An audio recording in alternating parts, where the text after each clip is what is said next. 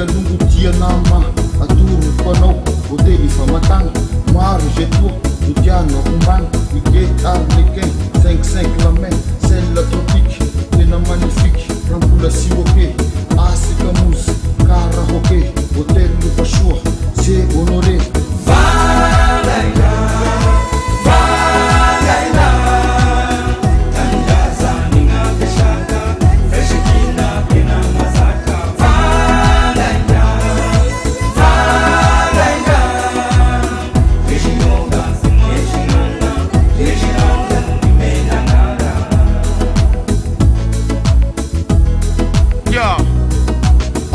na misapela raha mitady bengalo ambadikana zipitera yasy magnasara faheraha manala iteny radio afalilo menagnara feno menagnara avady kekepezy miaraka aminay milamy fasiskrety levy jusque marandray afa vao andravagay mevia rozalay tsara gny mahita tozahita taraiky zay irognanay milamigna topisagny tany indrazanay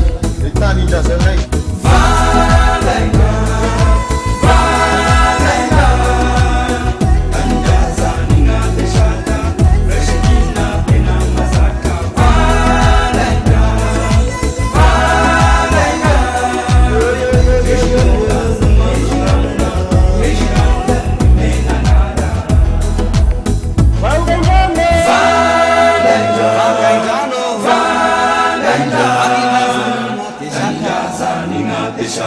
Tena masaka